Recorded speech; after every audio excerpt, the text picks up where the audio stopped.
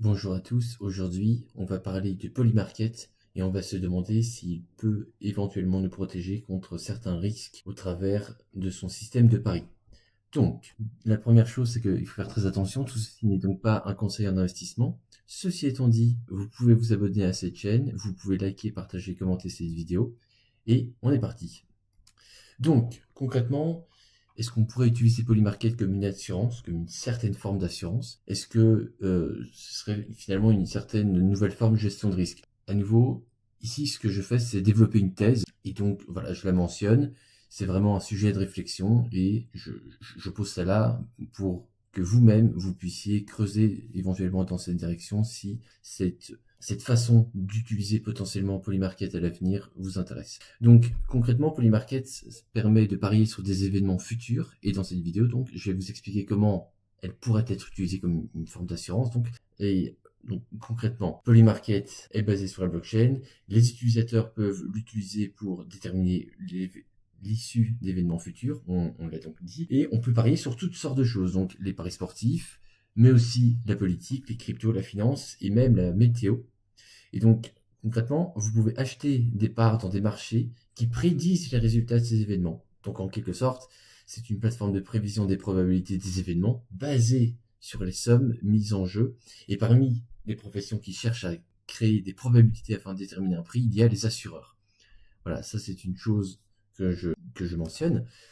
Mais donc, concrètement, voilà, Polymarket permet donc de faire des paris, mais peut-être qu'un jour, on pourra nous protéger contre certains risques. Quand on regarde la finance, c'est un moyen sophistiqué de prendre des paris, et il peut exister des possibilités pour se couvrir contre le risque de perte si le marché évolue contre nous. On peut prendre une couverture finalement.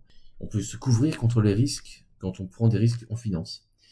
Mais si c'est possible dans la finance, pourquoi on ne pourrait pas utiliser ce mécanisme de pari pour se protéger contre un risque qui n'est pas forcément un risque financier, un risque dans d'autres domaines?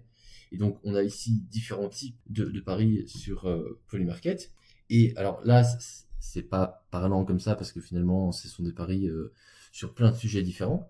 Mais si on peut prendre un cas pratique, on peut par exemple évoquer la météo, comme je le disais tout à l'heure. Ici, au centre de l'image, vous voyez que par exemple, on peut parier sur la température aujourd'hui à Paris et dans d'autres villes un peu partout à travers le monde. Alors là, ce n'est pas possible d'utiliser Polymarket pour pouvoir parier sur la météo, pour pouvoir par exemple se protéger contre un risque météorologique, mais dans un futur plus ou moins proche, on peut imaginer que un agriculteur, par exemple, se dise, ok, d'accord, j'ai été regarder les prévisions à 3 mois dans ma région, je vois qu'il y a un risque de précipitations importantes, s'il y a des précipitations importantes, mon champ pourrait très bien être inondé, et donc on peut imaginer que voilà, certes, je suis agriculteur, mais malheureusement j'ai une trésorerie qui est un petit peu tendue, et donc si j'ai un dégât des eaux au niveau de mon champ, ben, il me faut de l'argent le plus rapidement possible pour continuer à faire fonctionner ma ferme concrètement. Et donc, on pourrait imaginer que vous dites, ok, d'accord,